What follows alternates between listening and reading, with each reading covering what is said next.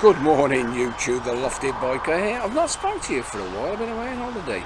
I hope you all enjoyed the little bit I did from the Picos, so I shall be editing that up shortly. Anyway, I'm going out for a ride today. I'm going to recce tomorrow's Cornwall advanced route, so I'm just going to go around it, check the timers, make sure the roads are open, make sure all the cafes are open. But I'll give you a bit of a reprise of what we've been doing for the last few weeks. See you in a minute.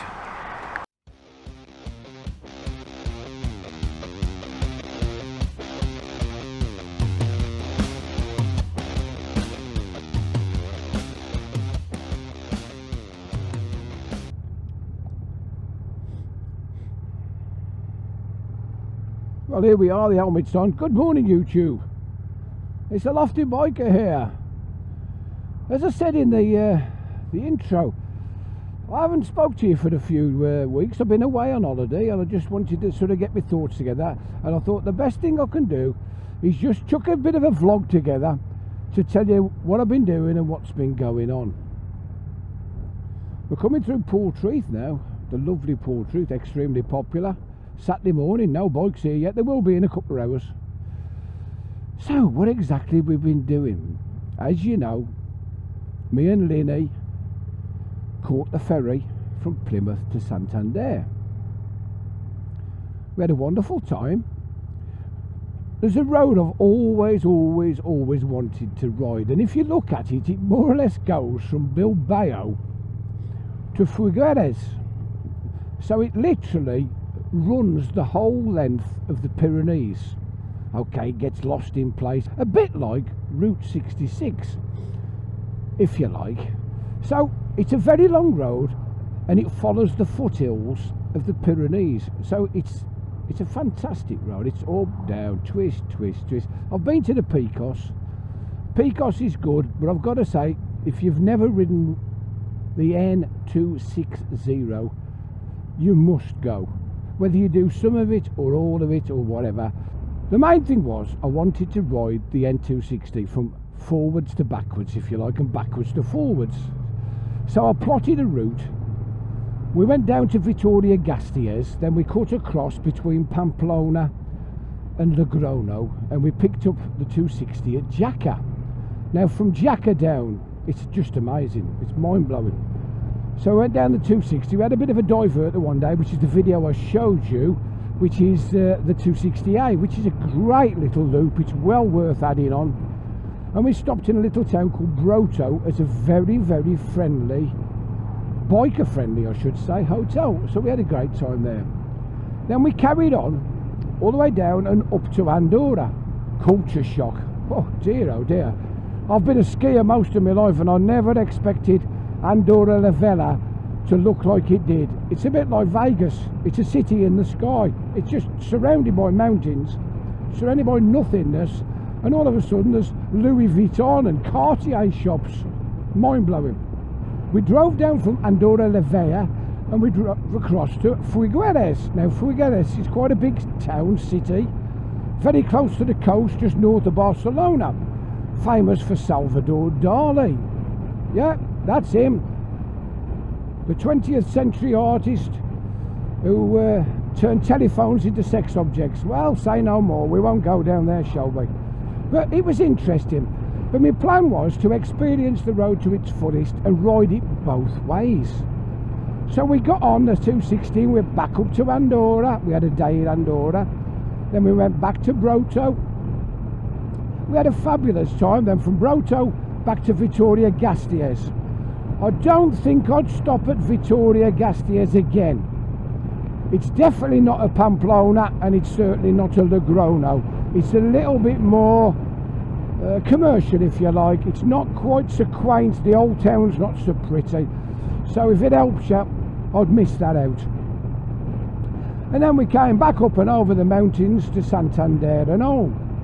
Wonderful, wonderful trip. So from our house down to Plymouth, to Figueres, back to Plymouth and back to our house was just over 1,500 miles. So it was quite pleasant, as you can tell. I didn't go chasing the miles, I went chasing the twisties. And some of these days, I should imagine we was one bike. Some of these days, if there had been 5, 6, 7 bikes, That could have ended up as long days, although I think the most we did in a day was 180 miles. So as you can see, it's not always about the distance, it's about what you're trying to achieve and how many bikes. So I was chuffed about that.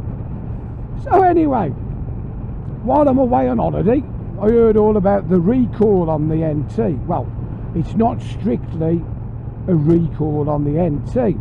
It's a general Honda recall, mainly for bikes with DCT. From what I've gathered, mine's booked in, by the way. I'm going this Wednesday to Damrells for him to sort it. I'll just digress slightly. While I was away on holiday, 2, maybe 3 times, when the bike was hot after a coffee stop stay, I'd thumb the starter and it wouldn't start. I'd thumb it again. I think the most I thumbed it were 4 times. It always started, but I was starting to get a bit paranoid. I was starting to let the full introduction run on the screen before I thumbed it and all that nonsense. Because really all you have to do is turn the ignition on and switch it on, from what I've been told. So I've started allowing the screen to load a little bit more before I thumb the starter. And it hasn't happened since, but I've not really stopped when the bike's hot, so I don't know. But of course, then I've heard all about this recall, NT 1100 DCT recall. So what it is the fuel injection, which Honda use, is called PGMI, and the ECU talk to each other. So the ECU controls what the fuel is, tells the fuel in how much it needs, when it needs it, what it needs, and all this. And then the fuel injection module injects the amount of fuel needed to be as economical or as raunchy as you want to be. And on all accounts, the microchip in the PGM unit is not talking properly to the ECU. It's collecting data and it's either googling it up or misrepresented it, and it's telling the ECU. So the ECU is thinking something's happening that's not happening. And I believe this has led to some starting issues and some stalling issues, which, as you know, can be quite dangerous on a DCT bike.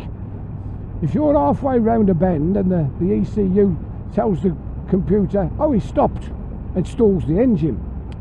I don't know how often it's happened, I don't know how many cases there are, I don't know if anyone's been injured. But it's quite a serious one for them to issue a recall. And it includes the Goldwing, the NCs, the Africa Twins, even the CBRs, I believe. It's not just DCT bikes, although it seems to be affecting the DCT bikes more.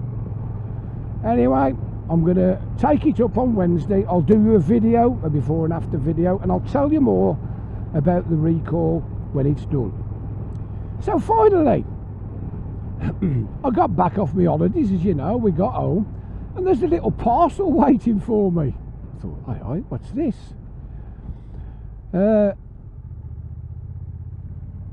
As you know, with these type of bikes, if you're going to use Android Auto or Apple CarPlay, you need a telephone, and you need it somewhere that you can plug it in. So, phone mounts, quad lock. I got home and there I am. I've got this little quad lock universal attachment, vibration unit, and the actual quad lock bar itself that mounts to the handlebars. I thought, oh, bloody hell, that's nice, thank you very much, quad lock. And I looked at my phone and I thought, oh, that attachment won't fit him. I got one of them rugged things with like all ripples and pillars and whatever on the back of the phone. So I thought, that's good, I'll do a review on the quad lock, but I can't fit it to my phone yet because I need another case. So I had to order a phone case with a flat back.